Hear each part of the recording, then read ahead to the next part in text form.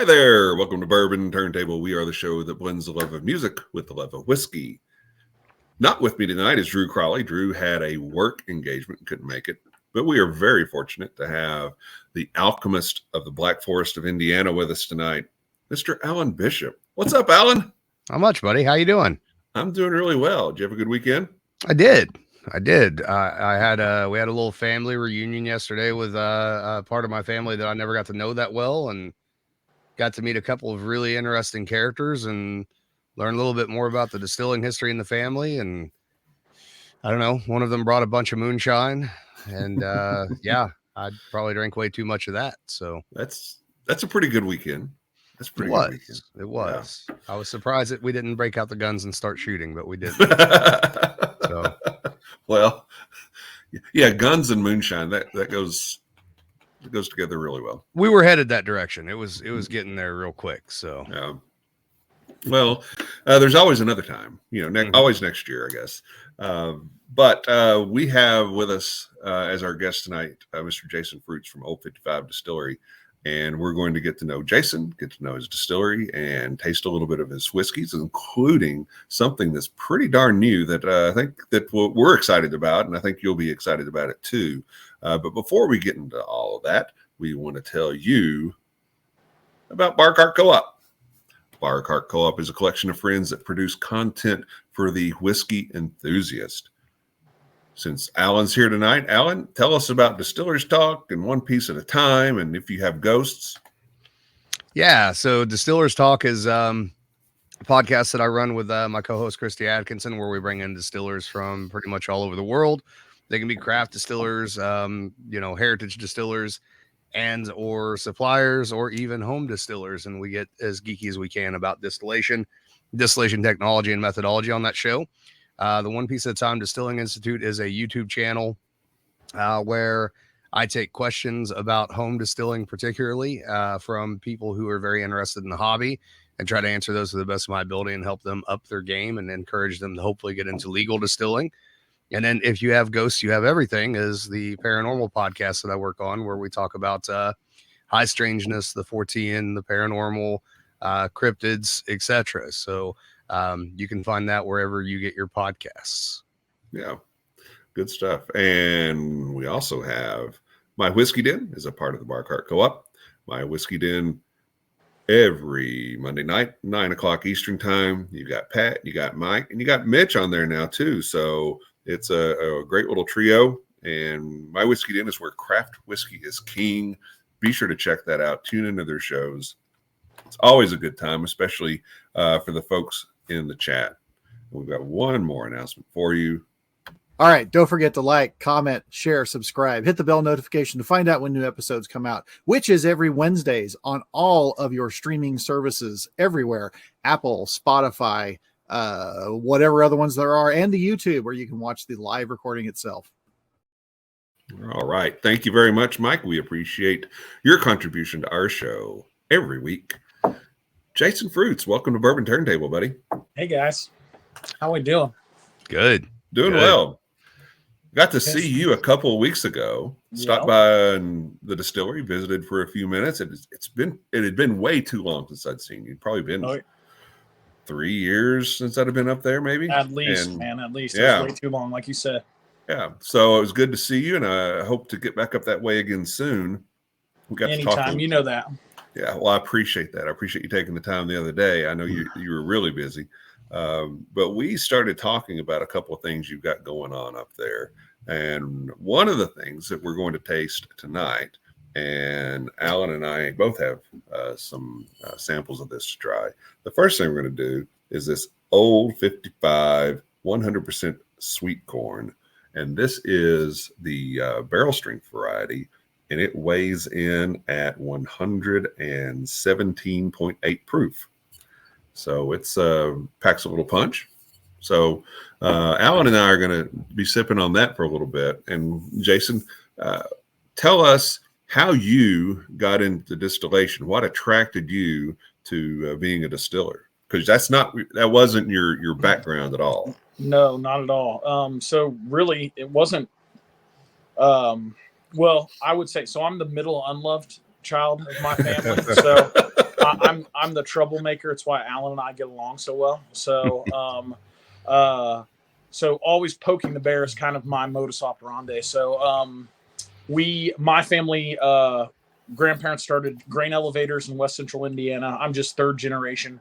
They started Newtown Farm Service in 1968, so it'll be 55 years in like a couple weeks since we've been doing that, which is crazy. Wow. Come from, very little background. I mean, we do actually have, and Alan, I've dug into this now. So like Alamo, Indiana, where all the fruits are from, we have a history in our family of illegal moonshining, which is kind of neat. I haven't dug really deep into it. We just have so much cool history on both sides of my family. Like my great grandpa George, I think it's 11 generations back for me. He's in the Guinness Book of World Records. He is the last surviving veteran of the Revolutionary War. It's super cool. We were Frutzes then. It wasn't fruits, it was Frutz. So of that, German descent coming across like the rest of us did, and all those traditions, which I always lean on Alan for because he's just a freaking encyclopedia of information on that stuff. And so once again, getting back to me and poking the bear, we wanted to do something different, and my dad was looking to diversify, and to me distilling was always business. Does that make sense? Like he wanted to do something else. I always tell people this, and Alan's heard me say this before. I fell in love with distilling because it's nerdy, and the particulars and the devil's in the details, and that very much fits my personality. So like I said, it was a complete business decision for me that turned around and ran into, then once I got into the weeds, I'm like, oh, this is cool. This is fun. I love this. It definitely fits my, I'm a detail guy. I'm very particular, and it's so that's how it all started. So we just at Old 55, we do farm to bottle bourbon. So I think that's one of the coolest things, if not the coolest thing we do, is we are completely vertically integrated. So from farm to bottle, we have the farm ground, we have the elevators, which is a huge piece. My family's been doing that. Like I said, this will be 55 years. And now we have the distillery, which will be, holy cow, we're coming up on 10 years, which is insane. It's crazy. So yeah, that goes by quick. Yeah, I'm definitely interested as you find out more about your family history too. At some point, I'd like to talk with you on that, because I'm always trying to learn more about Indiana distilling history in particular. So, and I don't have a whole lot on stuff from up around your area. So absolutely, yeah. And you've told me there were some professional, like legal ventures up in that area. Mm-hmm. It's kind of interesting.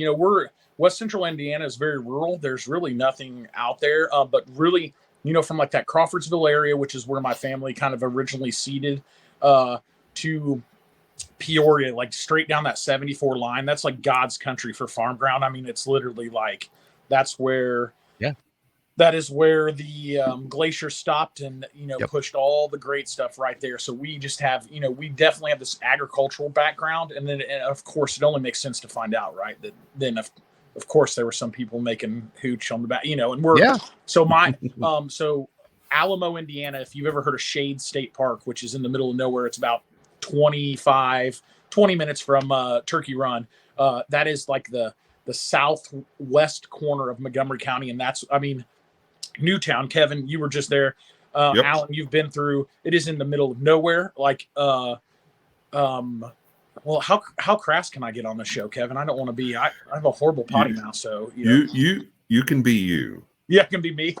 Yes. Well, so this will offend some people, but this is just what we say. So Alamo, Indiana, like down in that area, that's where the chickens fuck the hoot house. Like it is. It is. That's like Alan's stomping ground. You know what I mean? Like that's like Southern Indiana. They're competing with each other. You know what I mean? So, right. Yeah, it's great. So yeah. That's awesome. That's good. Oh, geez.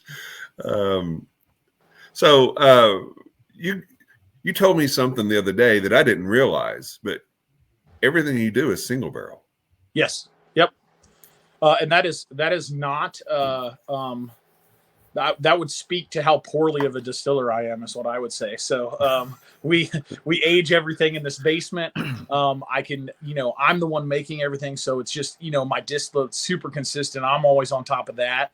And it's just something that it's that weirdness for me, that particularness that I was like, hey, I really like doing these single barrels, and I've never blended a whiskey ever. You know what I mean? Like I wouldn't even, I'd have to start over if I wanted to even try. You know what I mean? So I tell people all the time, this is not what I do, but what Old 55 does is we do super consistent through some, the best inputs, best fermentation and distillation techniques with that 100% heart cut. You know what I mean? Like, I waste so much, but it's just chasing that quality. And then with that, making sure that, aging it all in that basement, I just get all that consistency. And then that's just me doubling down on that, really was kind of the business decision on that end. Right. And then it's like, now it works, right? Because everybody wants single barrel picks, and Alan, you know this, I love selling them that way. You know what I mean? Yeah. Like, come pick your barrel. It's got the most buy-in. It's the coolest. And like,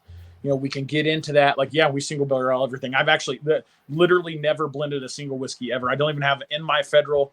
So in my federal logs, I do not even have a blending log, because I asked our last audit, I was like, do I need one? I don't blend anything. And the guy was like, what? No, you're good. So I was like, so I don't have to create it. So we'll be good. So Jolene was razzing me, by the way. So shout out to Jolene. I love you. She's making fun of me because I do all my own taxes. And she's like, you're a freak of friggin' nature. I don't know. I'm not calling you for any more advice. So you're like, what is wrong with you? But I'm like an idiot savant. Like the grain business is very similar in our records to the TTB records are a little more complicated, but it's not that much more. You know what I mean? So we just kind of we're going to make these and figure it out. And that's, so that's what we do.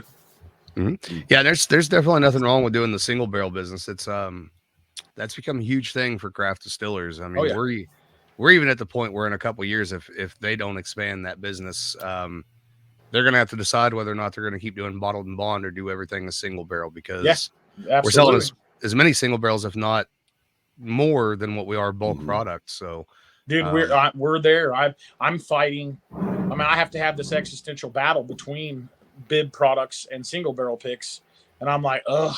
Like, and then I leave it up to people. Like, we have some people pick, and they're like, hey, we want it bottled and bond. I'm like, that's fine. You can have it anywhere you want. We'll sell single barrels of all that. We just, I think it is. I don't know. I think it's something that Alan and I and the other, and I kind of hate the craft name, but that true producers, I always say this, like we differ in that, the one big thing from the big guys is consistency, right? Like that's what I can do that the big guys can't, because they're so enormous, and there's nothing wrong with them. They make great products, you know what I mean? But if my perfect example of this is like Henry McKenna, you know what I mean? 4.5 years ago, they won Whiskey of the Year. I released my single barrel bottled and bond, which was the only other one at the time. And I think personally, and with medals and everything else now, I can say my bottled and bond single barrel is better than Henry McKenna, and that's a great product.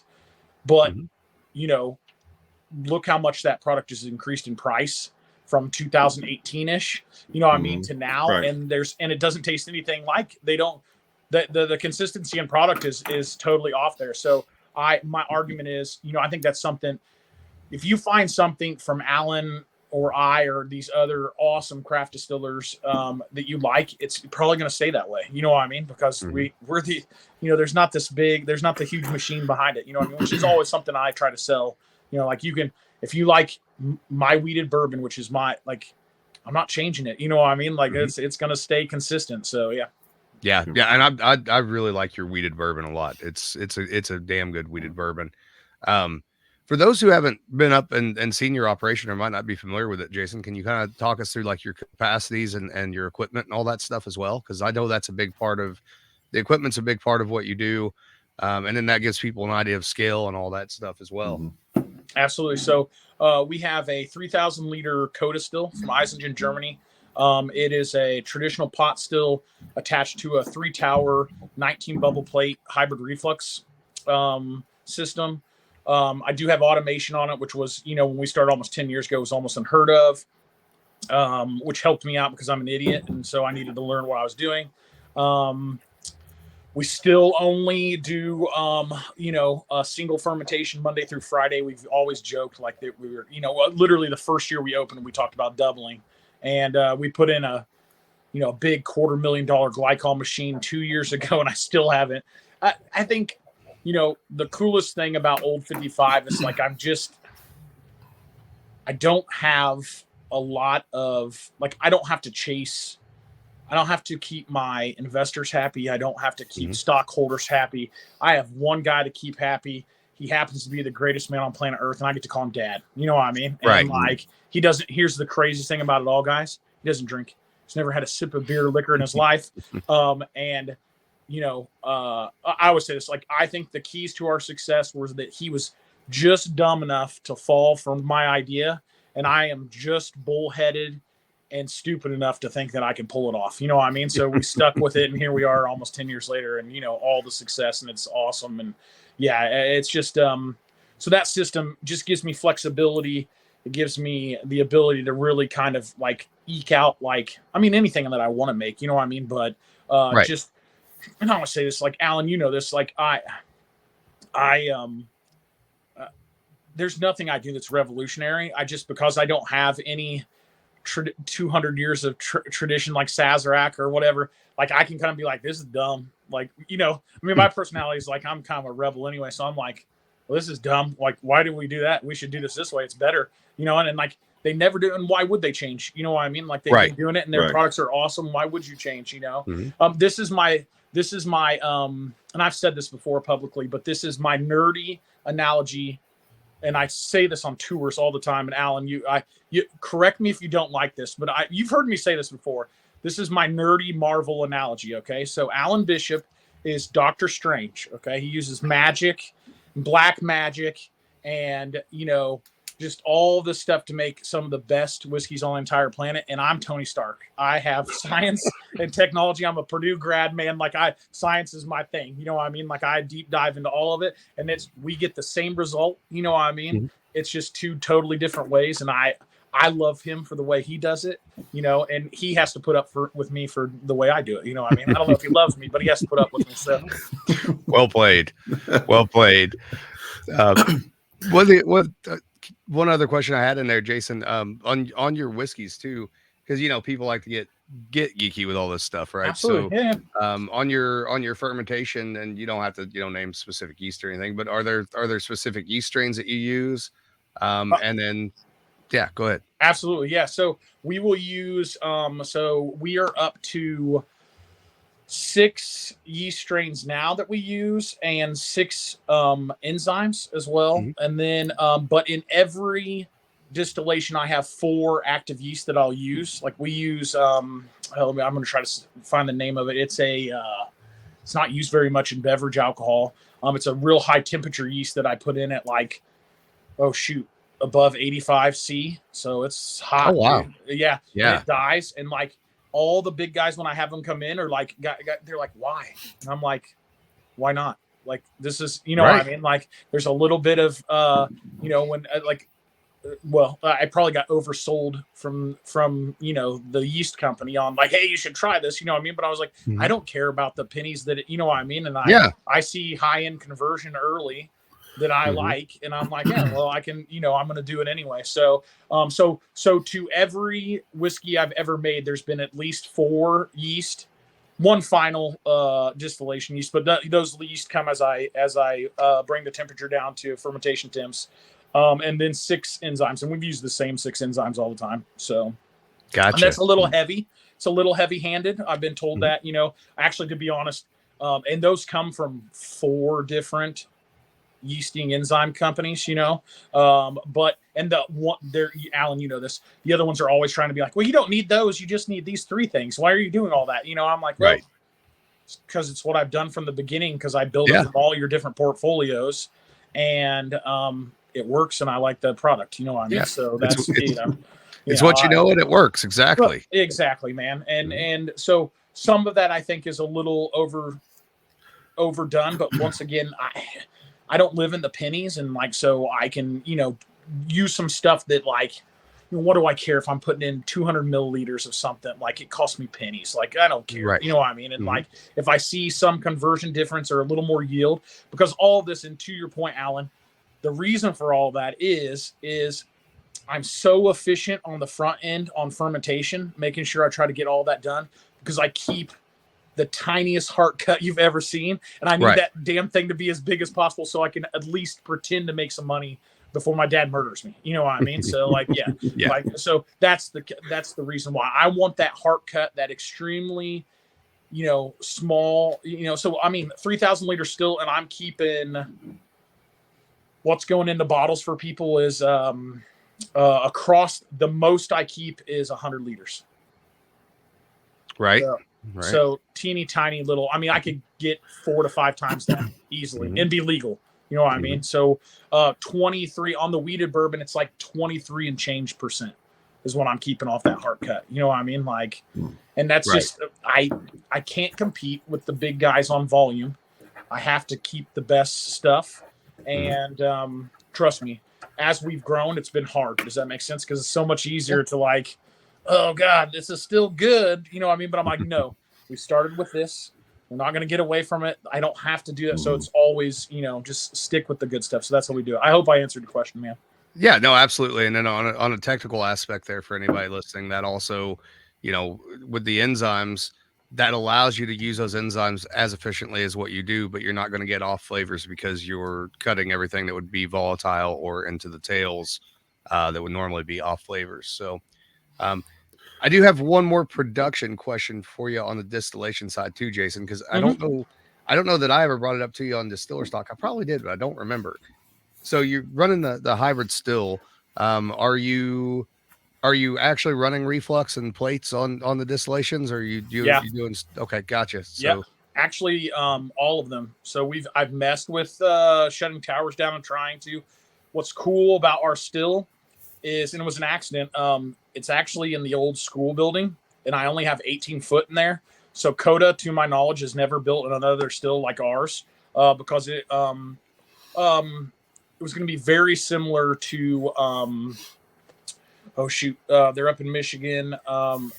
It's my understanding that they actually bought the towers for our still that were supposed to be, that they had already started construction on before we told them we only had 18 foot. So it's supposed to be 2 27-foot tall towers, and it's 3 18-foot to make it fit all the plates that we wanted to get in for the system in case we wanted to do vodka. Because once again, I was as amateur as it got. Like, I needed all the flexibility, right, to be able to start it. I didn't.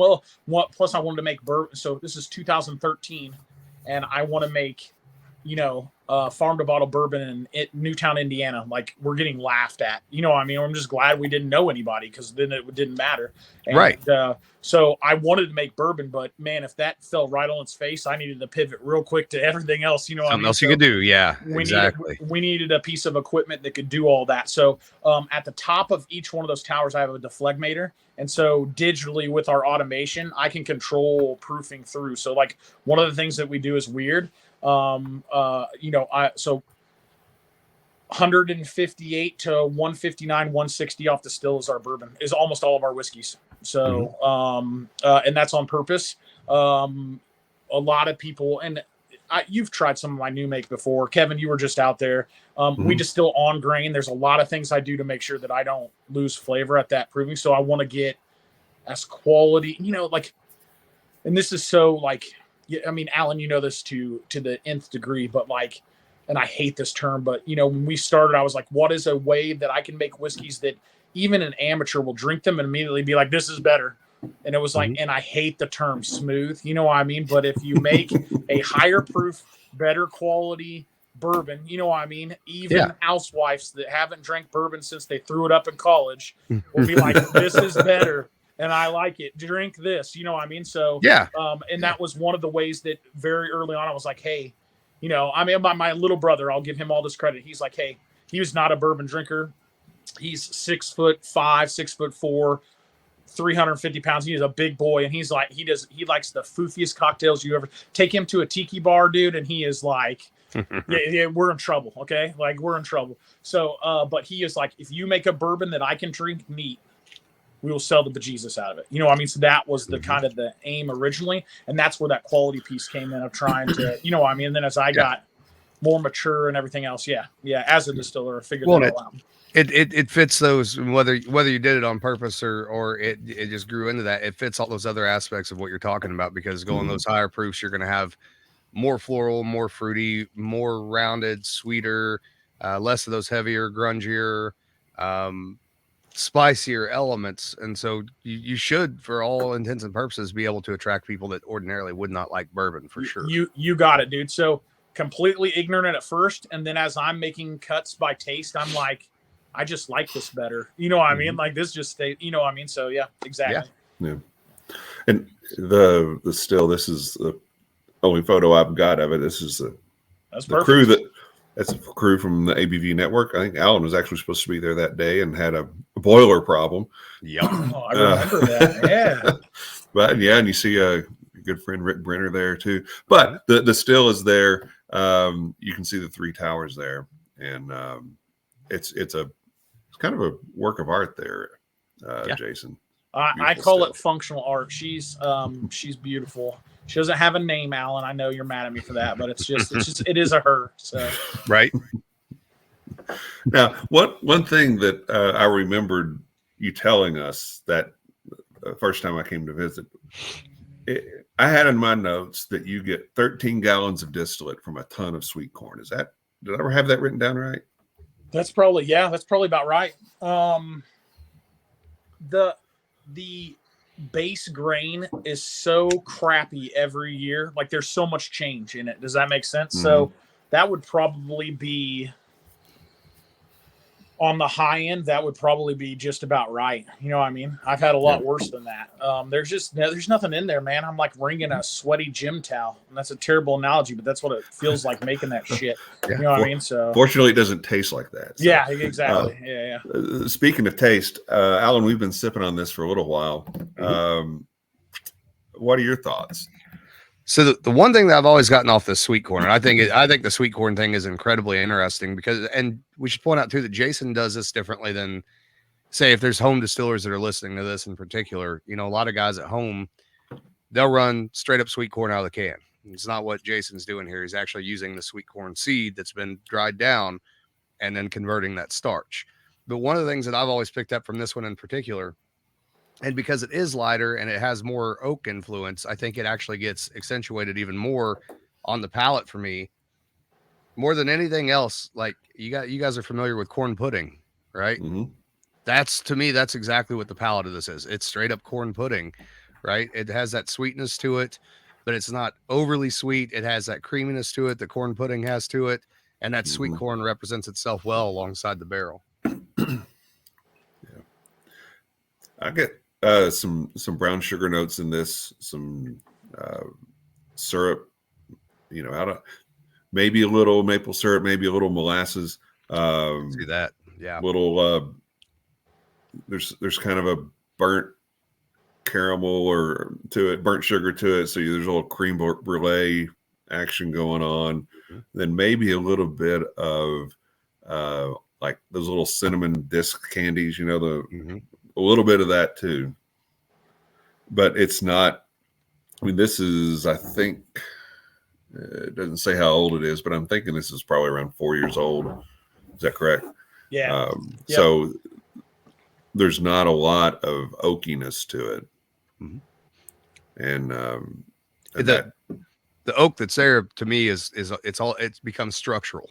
It's the structure, the backbone of it in particular. And then that molasses note. Yeah.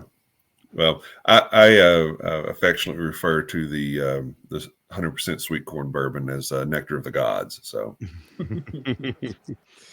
yeah, it's a really interesting, really cool product, and I don't know of anybody else off the top of my head, even now, still yet, doing any kind of sweet corn distillate the way that you're doing it with the actual seed and converting and just the starch alone. I mean, for people who don't know, if you ever see a sweet corn kernel, an actual seed that's been dried down, compare that to a dent corn seed, and you'll see why Jason's not getting much off of it, because there's not a lot of starch there to start with. So It's a bitch to mash, man. Like it swells up. There's so much just fluff in there. Like it's, yeah. Mill's real easy. It runs through the mill. You know, I'm pretty sure I could open the bottom of the ton seed tote and like it just fall right through. You know, wham, and you're like, whoa, too fast. Like I gotta trickle it in because. Oh, you could probably because most of the sweet corn genes are brittle genes. You could probably even roller mill that stuff. I would think so. Pretty easily.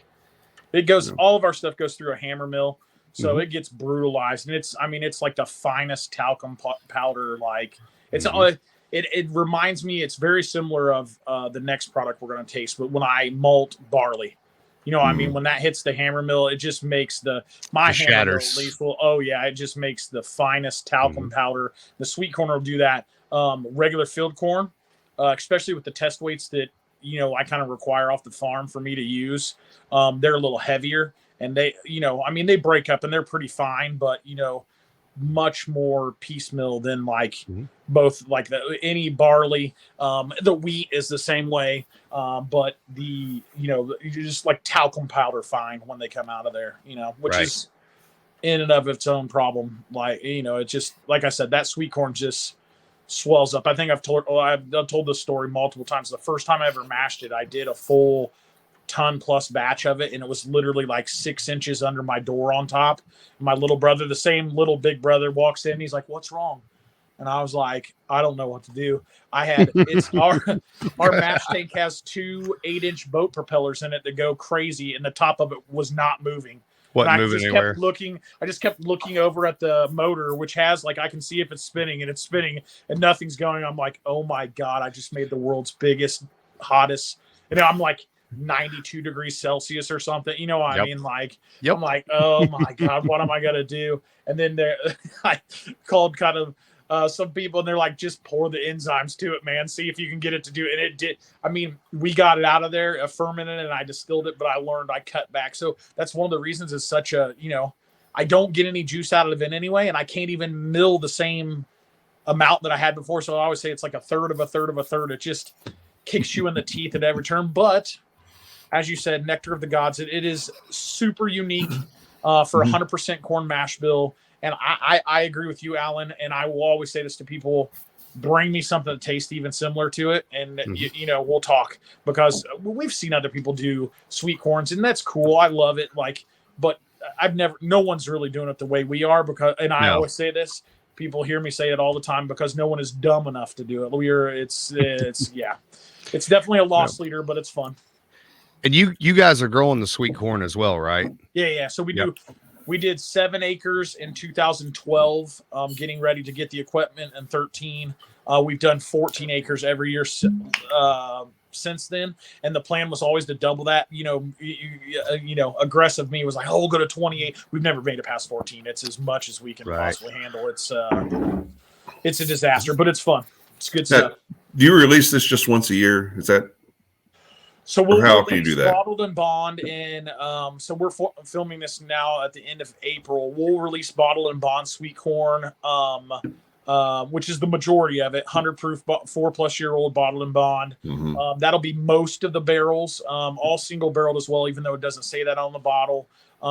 The bottles will tell you which barrel they come from, because we put the barrel on every single one. That will be out in the next 2 months or so.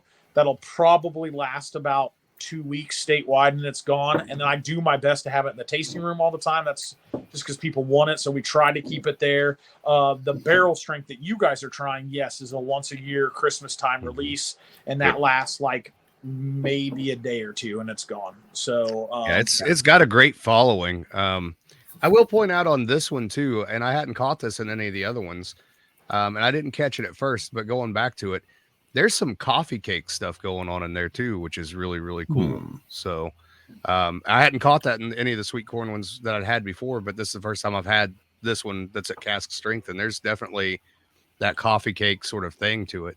So we're pushing, and I'm pushing the family to really make like 100 proof bottled and bond our lowest bottling as far as proof. And we had like one of the, Alan, you would love it, one of the barrel strengths that came off this past year, and it sold out like literally in 2 hours because guys just went nuts on it. Because that actually comes in a Glencairn like crystal bottle. It's super fancy. It's ridiculous. Oh, wow. It's a beautiful package, and it deserves that. It's a neat product. We had one come off at like 126.8 proof, dude, and it was like, my sister is such like she does not drink at all. It's at the little brother's twin. So my younger brother and sister are twins, and we were bottling it last year. And she's like, "Oh, is this like super low?" And I was like, "No." She's like, "Oh, I could." She literally, I don't think she's ever had a buzz in her life, and she's bottling over there, and she's like, "Jason, is this what being drunk is like?" And I'm like, "Oh my God, you're a grown woman." It's time to go home. Yeah, exactly. I was like, "Sit down over there. I'll do the rest." But no, it was, it's just neat, man. It's a neat product. It's definitely different, which is the reason we make it. And yeah, cool. Yeah. Is there a particular sweet corn that you're using for that, Jason? And Yes. what I mean by that, it doesn't have to be like name the variety or anything, but for people who are interested in corn, there's old fashioned SU corn, which would be like Golden Bantam. Then there's sugary enhanced, which is a little sweeter. And then there's super sweets. And then there's the 3-way gene stuff that's out there now too. Yep.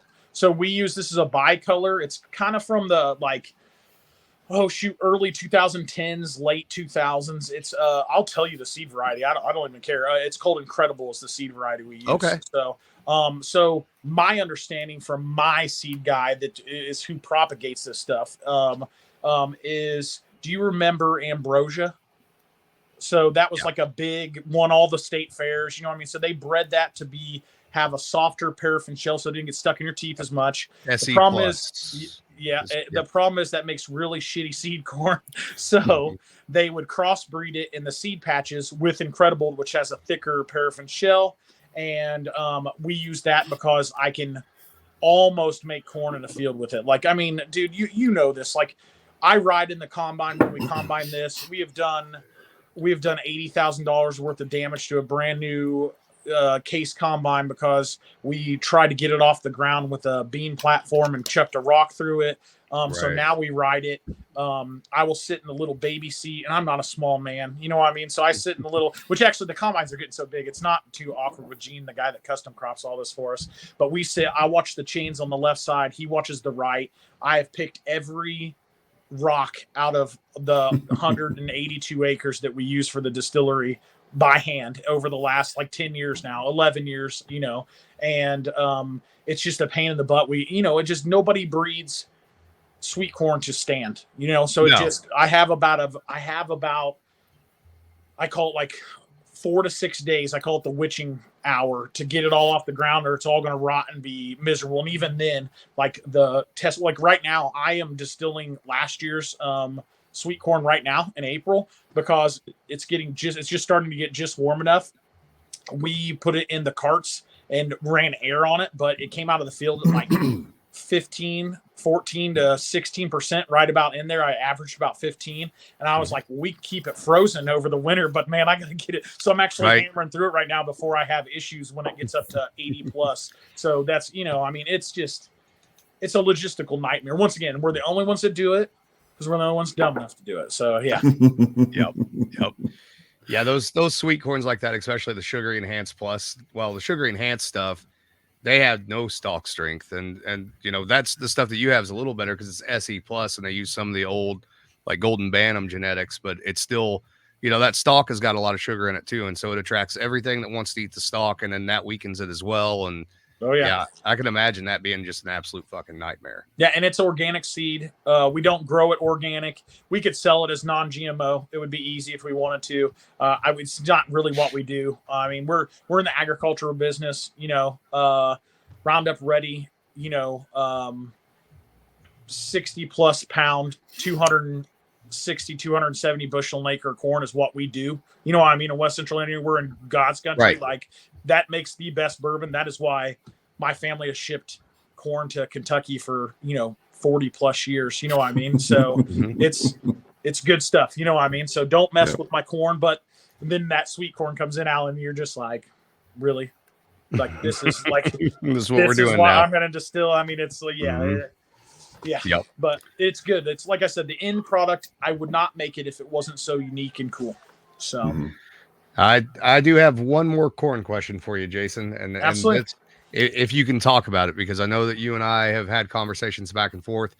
I know that you're playing around with some unique corns as well. Can you touch on some of that and what's in the future there?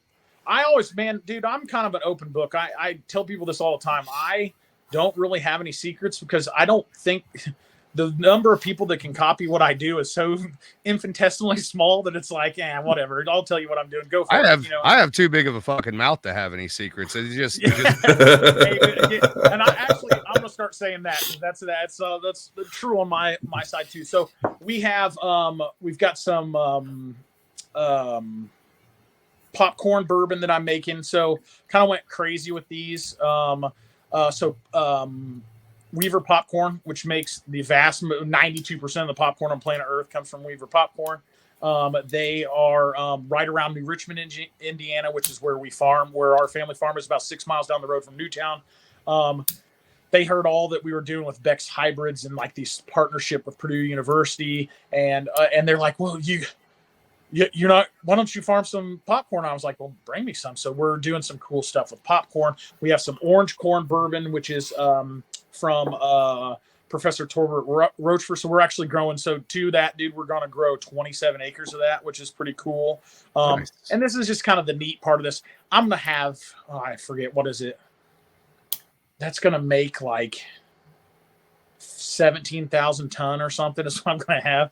I can make plenty of bourbon with that. Okay. So most of it is we have a chicken feed, like basically it's a chicken feed experiment that we're doing where we're trying to. So this corn was made for sub-Saharan Africa. It's a high carotenoid corn that is about triple the vitamin A and 2.5 times the protein as regular field corn.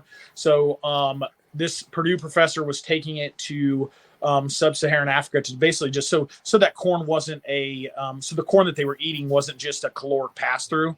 And I think it's interesting because we as Americans just absolutely don't think about the natural inborn trust and rule of law that we deal with every day. And so this professor took this and it was like free, like, here, take this. And they're like, do you guys eat it? And he's like, no. And they're like, yeah, we're good. We don't want to touch it. So, Yes. So we're trying to commercialize it a little bit over here so that we can, because it is, from a food consumption standpoint, it is just, with all those, so the vitamin A and the carotenoids that are in there are, I'll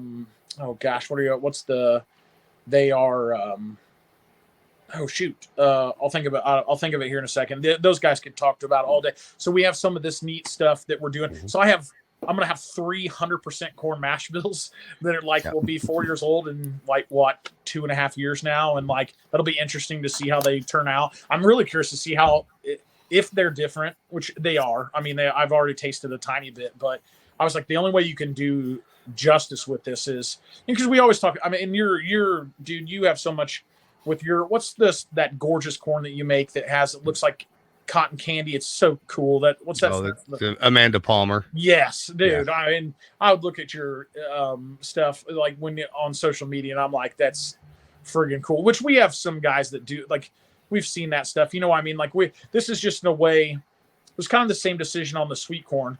I kind of want to go to these mash bills where 100% corn, because then we can really differentiate instead of maybe it gives us an absolute clear picture of what those, higher flint versus, these regular field corns, what the flavor profiles are. I've actually talked about just our regular field, like Beck's stuff that we're doing with now, doing 100%, doing, 20-25 barrels of that just to see. So I kind of have a good test group, this is Roundup ready, modern, like Gargantuan Godzilla corn. And here's some, going down the line just to see what happens. It's cool to be able to play around with that now. Yeah, and have some of that diversity, because the only other people out there doing anything like that would be like the Iron Root Republic guys. And, they're doing it with heirloom corn. So you're going to be able to approach that from the other side and have kind of a spectrum that runs that whole thing. So, which I think is awesome. It makes sense for Indiana to have a distillery that's focused on corn whiskey for sure. Yeah. Yep. No, that'll be very cool, and it'll be a lot of fun to be able to try things side by side and geek out on that a little bit. All right, so we're going to move on from the 100% sweet corn. We're going to get into some music with Jason, and we're also going to try something new from Old 55. But before we do that, we want Alan to tell us about his new book. All right. So yeah, this is a continuation of the first book that I did a few years ago that we put back into print last year. So this one goes a little deeper into like the geeky stuff for people who really want to get into home distilling or professional distilling. There's a lot of updated methodology in this book. It's not a real long book. It's more of a booklet. It's, I think, coming up on about 60 pages. But it has a lot of recipes for base alcohols in there, especially weird stuff like orange brandy, which actually makes a fantastic base. It's not very good of its own accord. There's several absinthe recipes, pastis recipes, Groot recipes, whiskey recipes, gin recipes, all that kind of stuff. And it gives you the exact amounts, exact processes, exact kind of stills to use, and that sort of thing, and really put you on the path of, if you're a home distiller and you kind of want to step up your game and go to the next level stuff and get really geeky about distilling, this is a really good spot to sort of start with, is the Black Forest method. There's also some of the Indiana Black Forest methodology in there from antiquity that I've researched as far as what the methods were that were being used here in Southern Indiana in the 6-county region with the local distillers. And that's something I've worked on for years and years and years now. So we're going to try to do a book like that once every couple of years at the very least, as I continue to learn stuff and continue to document stuff and have piles and piles and piles and reams of notepads from years of doing this stuff. There's no reason for it to sit around because I'm not going to be able to make all of it commercially. So somebody else might as well take advantage of some of it. And where can people find this? That's at thealchemistcabinet.com. You can buy that one and the first one there, as well as our 2 DVDs and shirts, etc. So yeah. Very cool. Very cool. Yeah, the books are great. I mean, it's wonderful that you're sharing all the things that you've learned, because it's been part and parcel of really kind of who you are for a long time. And all of this, whenever you're talking about it, it just flows very naturally from you. And to have this documented in books where people can go back to it, now, priceless. 20 years from now, 50 years from now, 100 years from now, that is very valuable. And so I'm glad you can do it, and anything we do to help promote it, we want to do that too. So. Yeah, part of it's all, just rebuilding that legacy of Indiana distilling, because nobody back then wrote down shit. So, if you're going to do the research and try to bring it back, then write it down, for the love of God, please, and share it with people. So, yep. All right. Well, again, Alan, congratulations on the book, and we're all really excited about that. But we're going to move into this new product. This is an Old 55 single malt. It is an Old 55 single malt, and it is 100 proof. It's about 4 years old, and I think that this has just been out for a little while, right? A couple of years. It's just always been really limited release. It is okay. It's aged in our sweet corn barrels for 4+ years, bottled in bond. That one single malt of the year, IWC, a couple of years ago, when we first released it. It's fun. It's fun. Do you guys want me to tell you what it is, what's in it? And yes, please. Sure. So 100% malted barley. We do this with Caleb Bachalke at Sugar Creek Malting Company. Super good dude. And so this is 100% malted barley, but it's smoked in thirds. So a third with Indiana peat from Fort Wayne, third with Indiana lavender from down around Bloomington, and then a third with Indiana maple from right there at Caleb's property. So it is, I say this, it is once again, the best part about owning a distillery with your dad that doesn't drink is you get to make everything you like. And so I am not a super heavy peated Scotch guy. This is obviously not a Scotch. We're not in Scotland. But it's in the vein of, I do appreciate Scotch. I love the history and everything else. So I wanted to make something. And this is the way I explain this is probably the most elegant thing I make, if that makes sense. There's a lot going on. It's cool. It's very cool. Yeah. On the nose, it's very biscuity and like clover honey. And then on the palate, two things. On the finish, I pick up the lavender, especially on the exhale. And then the other thing I pick up is something I'm familiar with from doing the Whiskey Witch at Spirits of French Lick using Caleb's Indiana Peat Smoked Malt, is that almost botanical / like star fruit kind of characteristic that comes along with that particular peat that we get from deciduous forest peat, which you don't get out of Scottish peat at all. It's really nice. Yeah.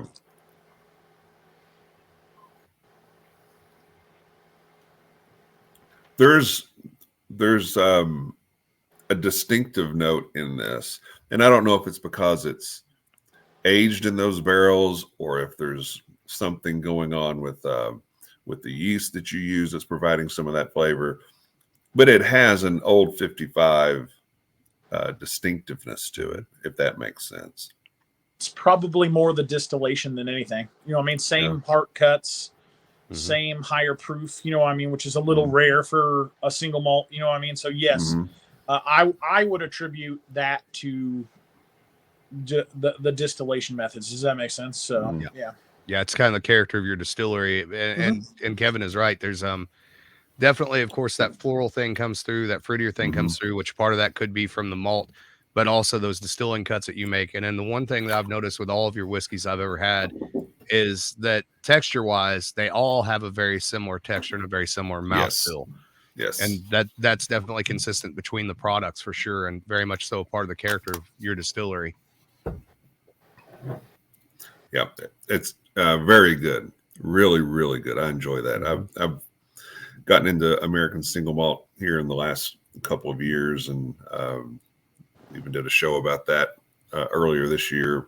I think that's a segment that's going to really take off, and you've got a product here that's going to take advantage of that.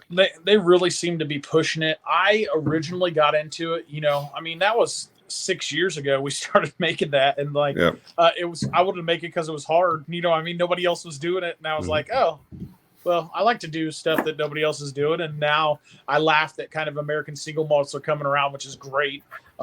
I just laugh that, they can't sell me out of that damn stuff any faster than I already have it. And like the most sweet corn barrels I've ever had in a year is 23.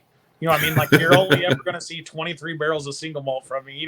So, Caleb, he'll laugh. I'll be like, dude, I only need, 4 ton. And then he's like, what? And I'm like, that's all the sweet corn I have this year. He's like, what? Oh, okay. You just see him kind of like, but right. Yeah, it is. It's a great product. It's fun. I'm surprised by how much that lavender smoke comes through on the finish on that. Like it's fairly substantial on the finish on the XL. My favorite part of that entire mash bill is the lavender. So when we were looking through this is super early. Oh man, this would have been like 2015, maybe 2015. Caleb and I were looking at this, and he goes, "I don't even want you to smell this." And he's like, "Why?" And he's like, "Because I know you're gonna love it, and it's the most expensive thing that I could smoke for you, and it's like impossible. Like I can never get it." And I was like, "What is it?" And he's like, "It's lavender." I was like, "Oh, I don't even." He's like, "No, dang it, smell this." So he opens this little baggie. And then, it's like, it was like a drug deal, like in high school. And I have smell. I'm like, oh my, like I always laugh. I'll have those bags on the floor, and every woman keys in that it says lavender on the outside of it. And it doesn't smell anything like lavender. It's got this very cinnamon, like when I mill this, or when I walk too close to that bag, if I had like whole milk with me, I would pour it in there with a spoon and just eat it right out of there. It's like the best. I've actually talked about doing 100% lavender smoked, like one batch, just to see what it would do, because it's amazing. That's my favorite part of it. Are you lautering this, or are you doing this on grain when you distill? On grain. Awesome. Everything is, dude. What I found is, if I at the proofs and that I'm pulling off my cuts at, as well as like the cuts themselves, if I don't, I think I would have flavor issues. Does that make sense? Now I don't, but I think I mean I attribute distilling on grain to, it's inefficient, you know what I mean, but I think it's one of the reasons that I don't. I mean, it's one of the biggest parts of, like, when you say the characters of my whiskey, that would be one of the list of 10 things I would put in there. You know what I mean? That attribute to that. So, and I figured you were doing on grain because I do my single malt on grain as well, and that's that big biscuity nose.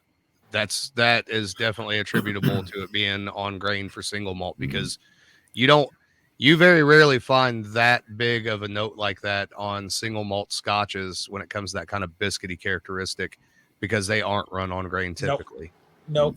Man, I know, and I know you feel like this too, but like, I worked for all that grain, and like in this case with Caleb, I paid for it.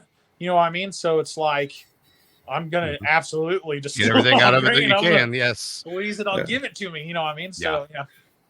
So when you say on grain, for the novices out here, what does that mean? I'm just not distilling the beer. I'm actually pumping the entire fermentation tank over with the grain. So Gotcha. Okay. Yeah, that makes sense. Okay, so let's talk some music, Jason. No, yes. You kind of told us pre-show that you had something pretty wild to share with us. So I don't know if it's wild. It's just going to be embarrassing for me, and this will probably go down for as, like, the podcast to watch. You know what I mean? But I wanted to answer truthfully, so I'm ready. Sure. Okay. All right. So let's talk about it. So tell us what your first concert was that you ever went to. First concert was, and this was kind of embarrassing because it's pretty lame, but it was like Newsboys, which was like an old Christian, you know what I mean? Like, I know the youth group in middle school, I mean, that was my first full blown, production where it was like, oh my God, you know what I mean? We went a little darker after that, but that started. Yeah. Okay. Yeah. I know the Newsboys. I've seen the Newsboys. So yeah, I get that. I had to think. You sent me that list. I was like, I'm glad you sent me, because I think if you asked me these and I wouldn't have looked at that, I would have been like, man, I don't know. You know what I mean? Right. Like, so, but it's actually funny because, like, I'm so like this. Music is so, and I know both of you guys are like this, but most music is so patterned to, like, my entire life. Does that make sense? Like, I have, like, it's so associative with, like, parts of my life where I'm like, oh, I remember. I'm just going to tell this now. Like, for instance, like in college, so I went to Purdue from 2000 to 2004. And that was like the age of Napster and LimeWire, and you pirated all the music you possibly could on high-speed internet, which was brand. You know what I mean? Like, and we had internet at my dad's work at the family business. It was like dial-up. You couldn't get it. It would take forever. And then you were hogging the line for the fax machine and everything else. Well, I always remember, and I'm going to throw some people for a loop, but remember Winamp player? And I would I still have playlists from my Winamp that, like, I remember years of college by the exact songs in the order that they were on my Winamp play. I mean, it's just crazy. So, yeah. It's the high fidelity joke. The thing about, what are you doing? Organizing my record collection, alphabetically, chronologically, autobiographically. Exactly. Got it, dude. That is exactly.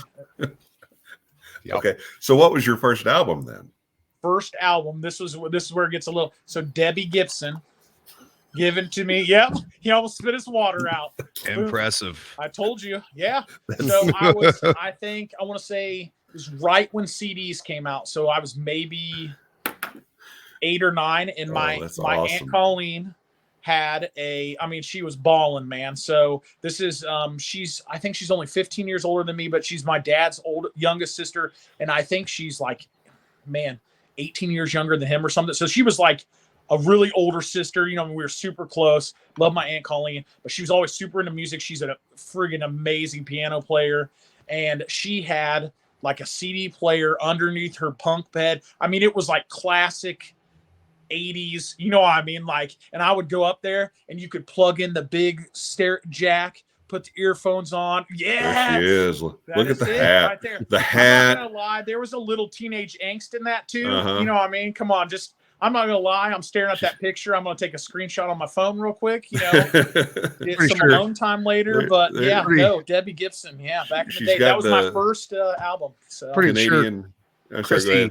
Christy Atkinson has that hat now. I'm pretty sure. Yeah, I think you're right. I think she does. Amazing. But does she have the denim on denim? Right. The denim jacket and the denim jeans. So. I believe that's called a Canadian tuxedo. It is a Canadian tuxedo. Yes, it is. So Debbie Gibson, who at one point tried to rebrand herself as Deborah Gibson, and everybody's like, no. You're Debbie. No, you started out Debbie. You're Debbie. You're just stuck with it. I wish that shit would stick for Johnny Cougar. How did he get off on that so easy? I'm not John Cougar anymore. I'm Mellencamp. Oh, okay. Whatever you say. He's the only person that you can use his old nickname and it pisses his fans off. Like they want to fight. It's not Johnny Cougar. It's John Mellencamp. No, it's fucking Johnny Cougar. If you were dumb enough to put Cougar on your album one time, you get it. Rest of your life. I'm calling you that. You're done. We got two Indiana boys here that'll attest to that. Yep. So I'm gonna go to my first album that I bought then. Yep.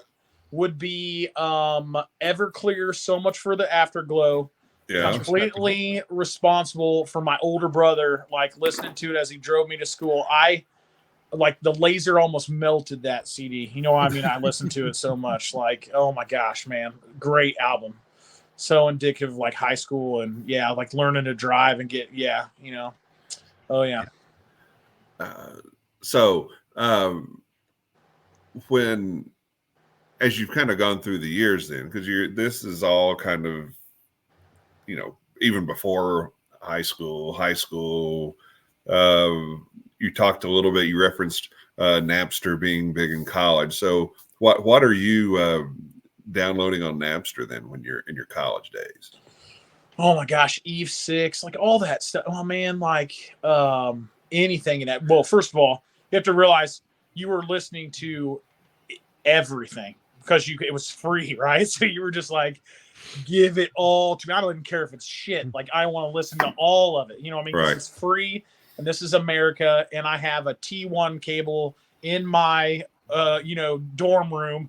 And I've never seen the power that this gives me ever in my life. So a lot of that is, oh my gosh, man, like Hoobastank. My best buddy is like Metallica. I'm going to say mostly Metallica. Yeah. Metallica just to piss them off for no other reason.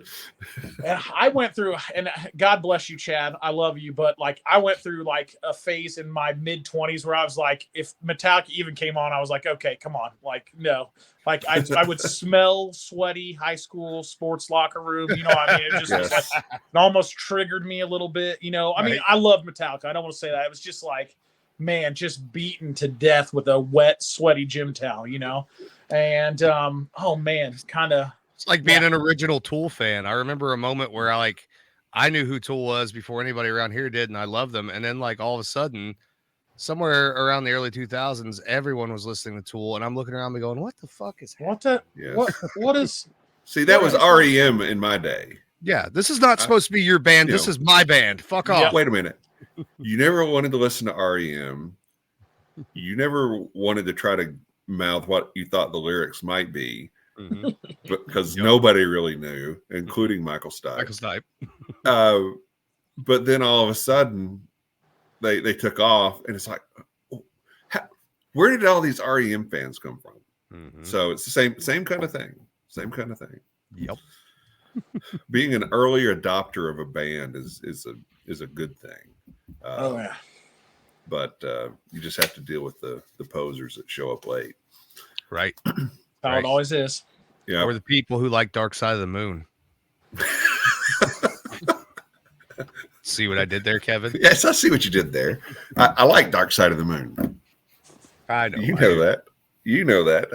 Anyway, that was another show on another day. When we talked about the 50th anniversary of Dark Side of the Moon. If you missed it, you can go back and look it up. So, Jason, what do you listen to now?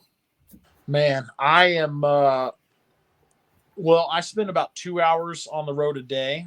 And I've kind of beaten music down so much that I actually like podcasts is my new things that keeps me awake. So if I listen to music, I'll just not. But man, I'm across the board. Like, man, I listen to country music now, which I swear to God I would never do. This is embarrassing to say, but I like it.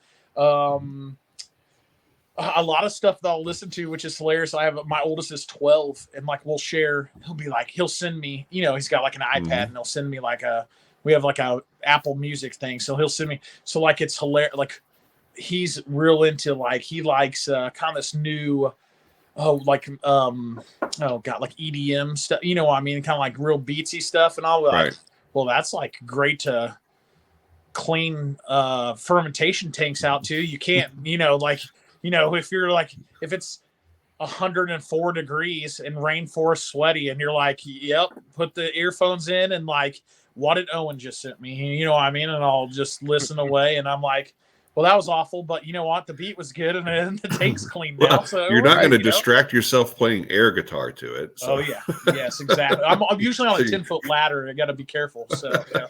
It's funny that you say that with the electronic dance music thing. So like the big thing I've been on here lately that Kevin will laugh at too.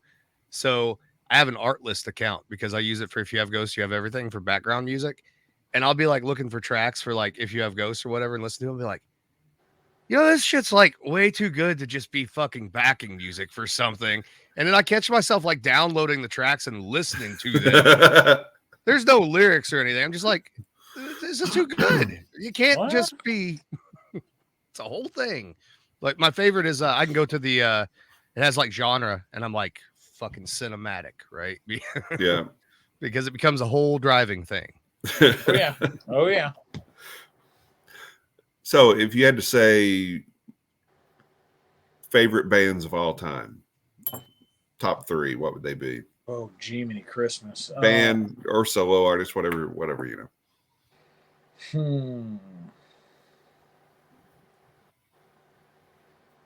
Good Lord, I don't even know. I'm guessing it's not Debbie Gibson or the Newsboys. No, neither of those. I probably haven't listened to them in 30 years. What if Debbie Gibson was touring with the Newsboys? Would you go? Alan, I would buy 2 tickets and I would make you go with me. So that's what would happen. And I'm just gonna yell. Probably never talk to me again. I'm just gonna yell, "Show me your tits" the whole time. Never mind. We would have the best time of our lives. That would be amazing. Yes. And man, shoot. My music taste is so eclectic. I mean, I'm not really a musician anymore, but I played a bunch of saxophone in high school. Like I can play 3 or 4 instruments, like haven't for years, but I'm so across the board. I'm from anything from classical to, gosh, there's just so much good stuff out there. I don't know if I can name it. So what do you play other than sax? I can play a tiny bit of guitar, thanks to my buddy Ben. I can play piano. Most of the woodwinds, they're close enough that I can get away with that. I've tried to pick up some brass stuff to play because all of my buddies who are still in bands around Bloomington and freaking badass musicians, they're all awesome. So shout out to the boys back in the Tuna days. They were all did like professional marching band. Why am I thinking? DCI. DCI. Thank you. So they all did DCI, and they were like, "Dude, you need to pick up a brass instrument and come march DCI all summer with us." And so I tried. So I probably could. Give me like a week, I could probably have it back up to some. My chops would be the worst spot, man. I'm weak there. I got nothing left. So, but yeah, that's kind of okay. Where I grew up. Yep. Well, that's playing pretty cool. Jazz and it's pretty cool. You play any music in the distillery, either while you're distilling or in tasting room, and how does that kind of flow? So I'm going to preface this by saying that it is a bonded facility and completely locked up. So people are creepy. Leave me alone. You're not going to get to me. But I'm usually alone by myself all day. Alan's laughing because he knows exactly what I'm talking about. Don't come see me. Yeah, I am by myself, so I listen to music all day. You know, I mean, like I'm constantly listening to music, and I actually went to because I had ear pods that I couldn't keep in because I have weirdo sized ears with no earlobes that my wife makes fun of me for. So I have a new bone conduction headset that's open ear that I can listen to over the top. I like them, dude. They're pretty nice. They're cheaper than the thing. So I just have open so I can hear if there's a water leaking or some imminent disaster that I'm going to have to clean up. But that's been my new thing. But yeah, constantly always listen to music. So good. Very good. All right. Well, we're going to kind of bring things in for a landing here. But before we do that, we want you to tell everybody where they can find you and Old 55 on social media if they want to follow along with what you got going on. Absolutely. So Old 55 Distillery on Facebook and Instagram. That's the best. We do have a Twitter tag, but I don't keep up with that. And I do all the social media on top of all the other dumb things that I do. So, but Instagram, Facebook is the way to find out what we're up to. We have a website as well. If you have any questions, you can always email us at info@old55distillery.com. I answer all those as well. And that's the best way to find us. Okay, very good. Alan, how about yourself? Find me at spiritsofFrenchlick.com, thealchemistcabinet.com, the One Piece of Time Distilling Institute on YouTube, and If You Have Ghosts, You Have Everything podcast, wherever you get your podcast, and Distillers Talk, and on and on and on. You need something else to do. No kidding. There might be another podcast coming, just to be clear. Okay, well, good. As for our show, if you want to watch us, go to YouTube. Hit the subscribe button so you can keep up with what we've got going on there. If you just want to listen to the show, if you're traveling from Indianapolis to Newtown, Indiana, for example, you can listen on podcast on Apple or Spotify or Google. We also have a Facebook page where we post all of our shows. We have a Facebook group where we encourage people to hop in there. Tell everybody what you're listening to that night. Tell everybody what you might be drinking that night. Maybe it's something that we haven't tried before. Maybe it's something we haven't heard before. Or maybe it's catching us up on something that we haven't had in a long, long time, like Debbie Gibson. So join in with us. We'd love to hear from you. Be sure to comment on the shows. Tell us what you like. Tell us what you don't like. Tell us what you'd like to see a show on. We'll take your suggestions. We're not that picky. But that is what we've got going on right now. And Jason, I want to thank you for being on with us. We've had a couple of fantastic whiskeys that we got to try. And so folks, follow along with Jason at Old 55 Distillery on Instagram and Facebook especially. They have some great posts there. Keep up with what he has in the works. So until next time, on behalf of my guest co-host, Alan Bishop, and our wonderful guest, Jason Fruits, cheers, love, and free bird. You're here. Cheers. No free bird, though. Good night, everybody.